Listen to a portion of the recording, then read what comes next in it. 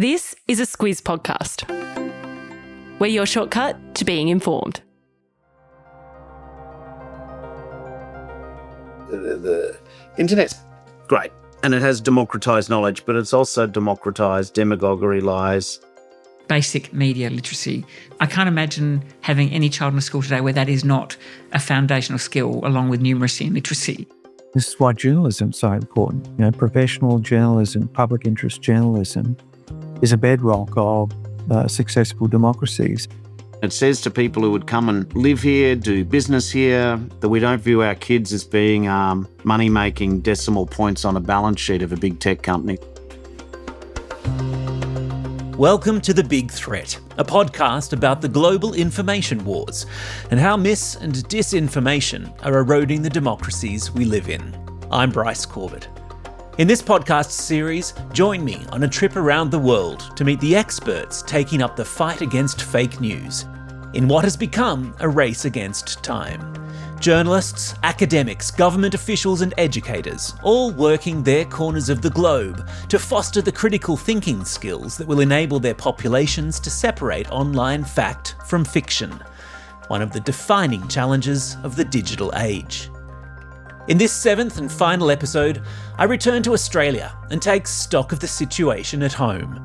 After visiting the US, UK, France, Estonia and Finland on my Churchill Fellowship, I sit down with Australia's Governor-General, who's determined to make civics education a hallmark of her tenure.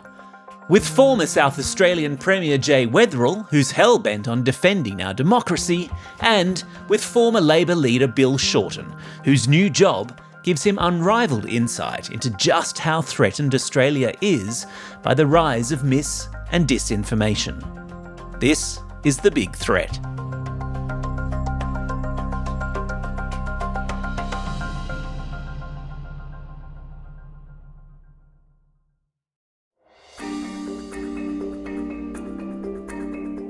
After 6 weeks and 6 episodes trekking about the Northern Hemisphere, meeting the international experts sounding the alarm on the threat posed to democracy by the rise of fake news, it's time to wrap up this series with a stocktake of the situation at home in Australia. And there's arguably no public figure in the country more energised by the damage that mis- and disinformation is causing to the Australian nation than its Governor-General Sam Mostyn. Back in July, and to mark the occasion of her 1 year in office, the GG, as she insisted we call her, sat down with Squiz Kids, the daily news podcast for kids that I produce, to answer questions sent in by our primary school kid listeners. Hi, my name is Connor. I am 10 years old. I live in Canberra, Queensland. My question for the Governor-General is, can the Governor-General please ban homework, as kids do way too much in school? Thank you for considering about my question. That is a fantastic question, Connor. Goodness me, I wish I could have asked someone to ban homework when I was your age. I'm going to really disappoint Connor. No. With all that power. And while the questions were many and varied, the Governor-General's answers kept coming back to the importance of Australia's civic institutions, and how fewer and fewer Australians knew much about them, much less seemed to care if they were safeguarded or not. An impression that had been underscored by actual data only months previously, with the release of new figures showing that civics knowledge among Australian students had sunk to record lows. But experts are worried traditional approaches to engaging kids in civics are no longer cutting through. Recent national tests showed just 28% of Year 10 students and only 43% of Year 6 learners are proficient in civics, the lowest levels since testing began 2 decades ago. In a subsequent interview with me for this podcast series, the Governor-General said she was determined to make media literacy, fake news resilience, and civics education the hallmarks of her time in office. To your mind, how serious a problem is the rise of mis- and disinformation? Huge. I think it's one of the great scourges that we've got to really be thinking about from every angle, not just education, but our relationship with technology, our relationship with our own understanding of what is fact versus opinion or completely made up. I think somehow restoring confidence in curiosity, fact-finding, you're doing this with Squiz Kids and the Newshounds, go and find the fact. Go and find it and celebrate the fact that there is a data point, and you can debate your different view across that data point, but you're not using someone else's opinion or completely corrupted information that's not fact at all. So I think it's one of our great, great risks. And has the potential to erode democracy. Correct. And we have one of the strongest democracies in the world, underpinned by all sorts of frameworks and values and things that we take very seriously. But this comes at us almost from a direction that is not controlled, is not seen often. It's playing away in the dark places. Indeed. And it's coming at us, all of us. And you've got to be, if you're not on it, you can be easily lulled into a sense of complacency about it and not think about why facts matter anymore. In July of this year, the University of Canberra released its annual digital news report. Conducted in conjunction with the Reuters Institute, it's an annual snapshot of the state of the Australian media industry, and specifically, our changing media consumption habits as a nation. Significantly, the report found that for the first time, social media had overtaken online news websites as the main source of news for Australians. And in news that came as a surprise to no one, the report also found that Instagram and TikTok were the top 2 platforms for news among 18 to 24-year-olds, and that only 24% of Australians had received any kind of news or media literacy education. For former Labor leader Bill Shorten, now Vice-Chancellor of the University of Canberra, the report sounds an alarm. What that tells me, though, is that the social media platforms can't keep hiding behind the fact they say they're a platform, not a media outlet. So if people are getting their news from that, then my view is that they've got to have some accountability. You can't take the upside of the sweet advertising revenue and the clicks and the likes and then say, oh, it's nothing to do with us, or what happens on the platform. How serious would you say mis and disinformation is as a threat to democratic processes here in Australia and around the world? Major issue. It's a red alert issue. The fact that misinformation flares at elections shows that there are people out there trying to manipulate democratic choices. Democracy doesn't just rely upon participation, it relies upon informed participation. A certain cohort of our Aussies are just not going to pay attention to politics. They resent even having to vote, some of them. You cannot get information into 100% of the punters. But when you see manipulation of social media outlets to perpetuate a more extreme ideology, it is a giant threat to our system. I mean, at least if a newspaper says something wrong, you can sort of hold them to account. I remember during the 2019 election, there was a very egregious sort of pump priming on Facebook saying that I was supporting third trimester abortions. It was just a complete lie of a particular policy. But, you know, we had to deal with the head office in America. We had to deal with their chief counsel in Singapore, and it became even though it was happening in Australia, and, you know, the horse had well and truly bolted by the time there was action. So, you know, I've seen it firsthand myself, having been targeted by disinformation. And aspiring prime ministers aren't the only ones who have been the subject of disinformation campaigns. Despite her role being avowedly apolitical, Governor-General Sam Mostyn found herself the subject of various online conspiracy campaigns immediately after her appointment was announced. I was disappointed that there was so much of it, and it was so quick, and it was it was venomous, and none of it was factually bad. And there was no way of responding from the Office of the Governor-General just for someone to say, well, I don't trust you anyway, or I think you're part of a corrupt institution, or you're just there for prestige, or you're a Republican activist woman who... I mean, the language had nothing to do with me as a person. A large part of the problem, according to Bill Shorten, is the decline of mainstream media, the disintegration of traditional media business models, and the impact that that's had on the practice of journalism. Journalism is under pressure. Once upon a time, it was media concentration, which is still a problem. Lack of diversity in many of our capital cities and regions, still a problem. But to some extent, it's like being chased by a 3-metre shark when there's a megalodon chasing that shark. You know, and I'm talking about big tech bros. They're transnational. They don't respect small markets or countries. So they're just not accountable to what goes up. So even with some of my old sparring partners and some of the media outlets, there's some accountability. They pay taxes in Australia. They adhere to our laws. They've got to show their face periodically. But now we've got the shadow of the sort of tech megalodon. Not that they're not doing lots of good things to people, but when it comes to accountability and media disinformation and information, they're not interested in us. They don't care what we think. And if you don't care what someone thinks, then you don't really care what you put out there. In November last year, the Australian government tried to pass what was called the Combating Misinformation and Disinformation Bill. The legislation sought to hold tech companies responsible for any harmful mis- or disinformation on their digital platforms. But it ultimately floundered in the Senate, where a combination of coalition, Green and crossbench parliamentarians voted it down, variously calling it half-baked and an assault on freedom of speech.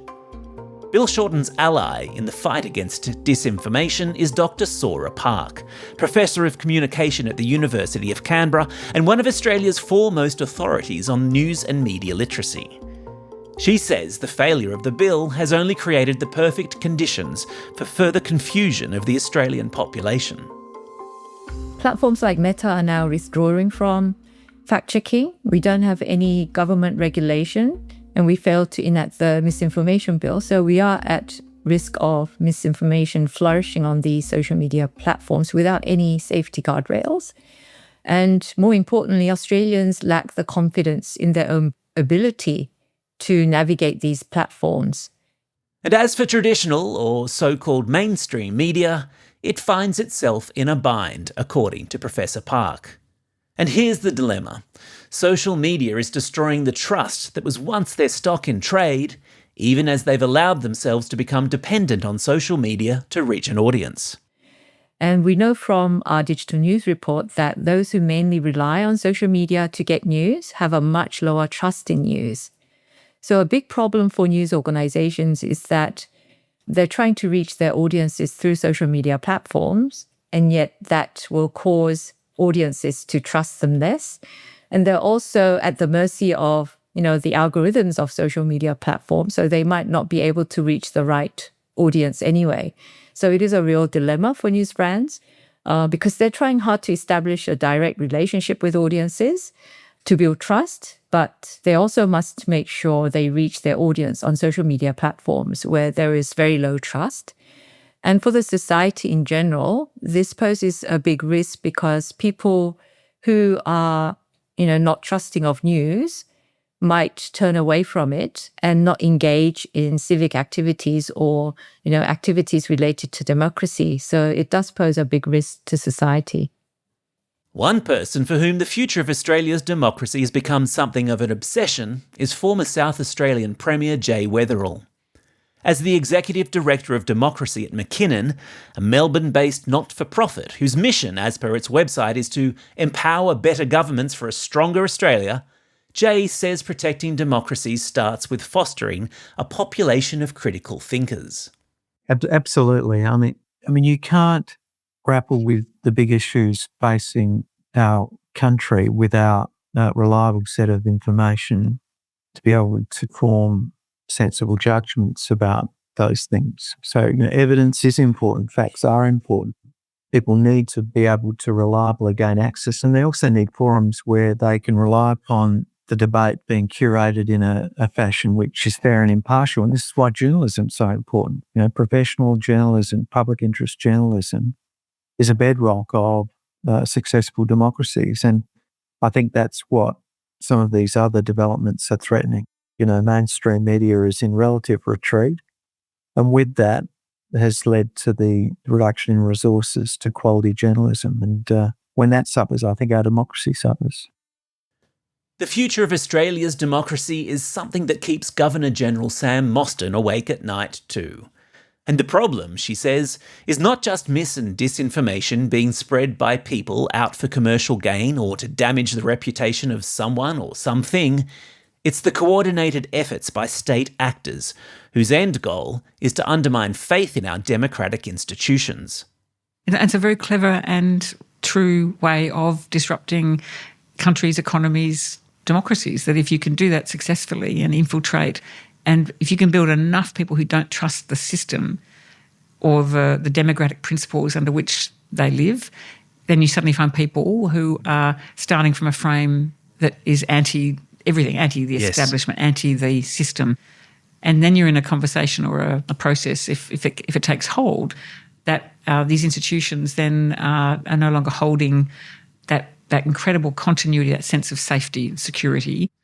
We're often described as the lucky country, and our geographic and physical distance from the rest of the world potentially, do you think, could lull us into a false sense of security with respect to the corrosive effect that mis and disinformation could have on our democracies? Yeah, of course. And this country has a lot of natural advantages which put us in a very lucky frame. And we've never had to contest a border, with being this extraordinary island continent. And you can get a sense of that, the Donald Horn immunity. Right? We're immune from things. But actually, of course we're not. The fact that our geographic isolation does not offer much protection in a digital world is a sentiment that both Bill Shorten and Jay Weatherill share. We think that we're different to America, and in some ways we are, but we're not different to the rest of the world. And I think our island, being the only country in the world who has a whole continent to ourselves, we tend to assume that watery moat around us protects us, but the internet can jump the moat. In a digital world, the threats are all proximate. The fact the country is not next door doesn't mean that they can't attack your country with the same degree of ferocity. And it's pretty easy to be tricked up on a scam, which can actually be devastating for your finances, or, you could be personally humiliated. It may not be financial, but you'd be personally humiliated by being lured into some other form of scam, or inappropriately lending an image to someone that might be then used against you. Some elderly people are really at risk of financial scams. These are awful risks for people of any age, really. The crux of the problem, according to Professor Park, is the lack of structured news and media literacy education in Australia. In an adult media literacy survey we conducted last year, we found that only about 1/3 felt they could detect misinformation. And more importantly, we tested people's skills to verify online misinformation. Only 3% of adults could correctly verify misinformation. 3%. Yeah, and the examples we used were from Facebook, Instagram, and websites. And so that then creates something of a vicious cycle in that they then learn to distrust everything they see, including information that might be correct. Exactly. So people feel, overwhelmed by the volume of information, and then they experience news fatigue. Then they tend to avoid news. And if you avoid news, you're not informed, your trust is even lower. So it's a vicious cycle. Moreover, according to Professor Park, her research shows that news organisations have a vested interest in ensuring the next generation is able to tell the difference between trustworthy sources of information and dubious ones. There are critical differences in the attitudes between those who have received news literacy education and those who have not. So if you have received news literacy education, you are much less likely to avoid news. You have a much higher trust in news. You are 3 times more likely to pay for news. So it has very important implications for the news industry. And what role does government have to play in the education space, particularly digital literacy education, do you think? I think the government has a huge role in educating the public. It's one of their duties to provide education to not just young people, but to everyone. So I think media literacy education should be embedded in not just as a subject, but in all of the curriculum, in all of the subjects, because you need technology to learn any of those subjects, and also provide some media literacy educational opportunities for adults who are struggling to navigate this new online world. Universal media literacy education of not just the next generation, but all existing ones, is an idea that Jay Weatherill and McKinnon are also interested in exploring. you can be overwhelmed to the point where you just switch off and just say, nothing matters because I just can't make sense of everything. So I think being given the tools to be able to sit through what is, media saturated society and make sense of the things that are important to you so that you can work out for yourself what you believe in, which policies you support, which political parties you think might advance, your value system. I mean, giving people the equipment to do that is really important. So civics education's gone beyond, explaining what the House of Representatives is, what the Senate is, and how to cast a valid ballot. It's now about how to survive in this incredibly, complex media-saturated society. It's passed resolved in the affirmative. Tonight, Australia taking an unprecedented step, becoming the first country in the world to ban the use of social media apps for anyone under the age of 16. That's pretty huge. The landmark law, which overwhelmingly passed with bipartisan support, drawing immediate reaction globally on the very apps expected to be the target of it, including TikTok, Facebook, Instagram, Snapchat, and X. Do we all agree that this is good but bad at the same time? Under the new law, tech companies will be required to take reasonable steps to verify a user's age and prohibit those under 16 from creating accounts, or else face millions in fines. At the end of last year, in one of the final acts of the Australian Parliament before politicians left Canberra and the country took itself off on the long summer break, a law was passed that made the world sit up and take notice. Under the law, slated to come into effect in December of this year, social media companies will face fines of up to $50 million for failing to take reasonable steps to keep kids under 16 off their platforms. With only months to go before it came into effect, however, questions remained about how the ban would be implemented, what age verification technologies would be employed, what the privacy implications of those technologies would be, and, not insignificantly, whether kids would be kids and simply find other corners of the internet to congregate. Platforms that are crucially not captured by the ban and therefore not subject to any sort of regulation or oversight. Nevertheless, for Bill Shorten, a member of the government that introduced the world first legislation, the importance of the ban cannot be overstated. I was in the cabinet, so I helped make the decision to put the 16. I support it completely. Not because I think that kids won't find workarounds, not because there's not a lot of other stuff to be done, but an age limit like that is a statement of Australian society's values. Parents are desperate for tools. At least we've given them a tool. I think it's a cop-out to say to parents, you fix it up yourself. We banned drinking before 18. That doesn't mean kids don't drink under 18, but it's a statement of our society's values. And I think as a leadership direction, it says to people who would come and live here, do business here, visit here, that we are a society who wants our kids to have some of their childhood intact before they get to adulthood. That we don't view our kids as being money-making decimal points on a balance sheet of a big tech company. So I'm a supporter of the ban. Yes, it ain't going to stop all the badness in the world. Yes, it needs to be complemented by other measures. But it's a line in the sand where Australian society is saying, our kids are special, hands off them. The question then is whether there is a need for education to buttress the ban.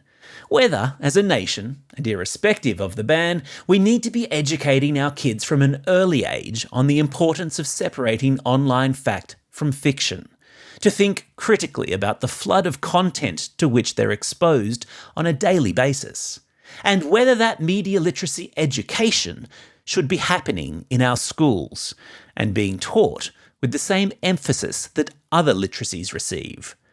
The Governor-General seems to think so. I can't imagine having any child in a school today where that is not a foundational skill along with numeracy and literacy. Happy, healthy, successful children are going to have to navigate this new reality, which is this world which is dominated by these digital technologies. And in his new role as the head of a tertiary education institution, Bill Shorten agrees. I think critical thinking is the fundamental bedrock, the ability to question, why is this person saying that? and what is the source of their evidence. We've got to explain to kids, and I've done it with my own kids and lots of young people, a source is not the internet. I mean, there's a fake blog site which says that I'm worth $60 million. I wish I was, but I'm not. But it's just up there. There's another scam which has me selling real estate. I just guarantee to your listeners, if you see an internet site where Bill Shorten wants to let you on this great financial deal about real estate, it is not true. It's a deep fake. But this is the thing, isn't it? I mean, the critical thinking skills that you talk about are not being taught in a formal education setting. As I said in my farewell speech to Parliament late last year, I want to help educate Australians to be able to think critically. I don't want to tell them what to think, but I do want to help them to the extent I can at this special job I've got. How do we get our students leaving here with a greater thirst for critical thinking?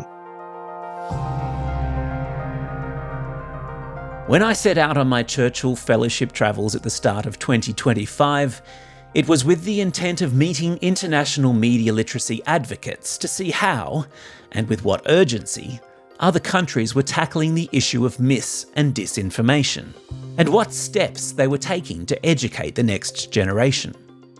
The fellowship was awarded based on the work we have done at the Squiz to elevate the topic of digital literacy here in Australia, primarily through Newshounds, our free media literacy program for primary school kids.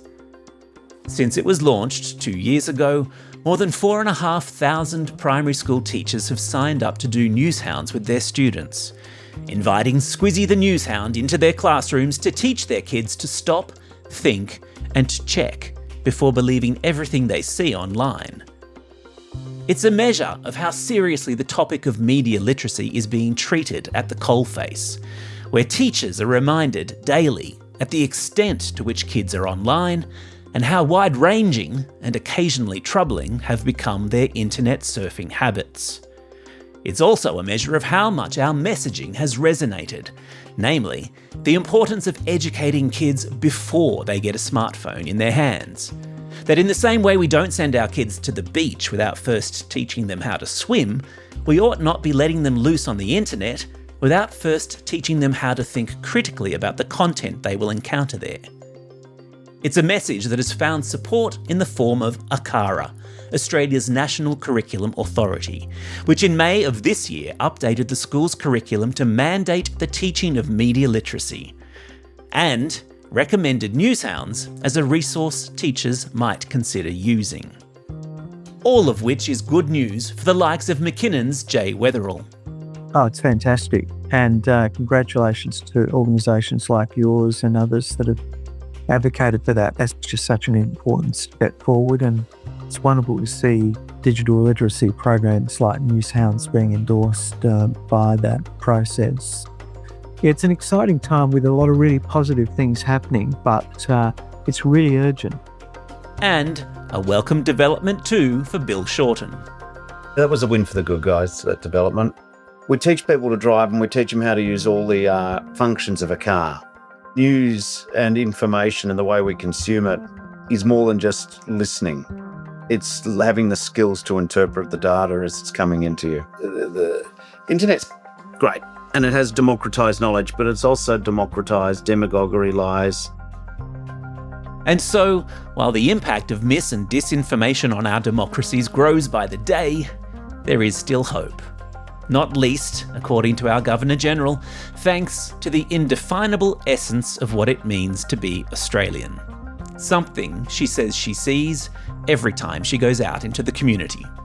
And I know people don't like to be too patriotic. What I see everywhere I go is a fundamental belief in Australia and the community of Australia and the way we operate as communities, how we care for each other, and when tested, care for each other deeply, that people still hold very fast to. I see it wherever I go, across every industry, every community, whether it's outer suburban, regional, remote, inner city, privileged, those that do all the hard work, for those that are marginalised.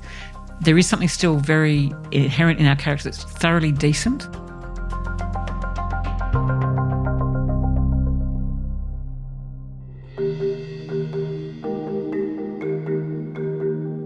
This podcast has been made possible by the Winston Churchill Trust Australia. I'm Bryce Corbett. If you'd like to get in touch, I'd love to hear from you at the email address bryce@thesquiz.com.au. Thanks for listening to The Big Threat.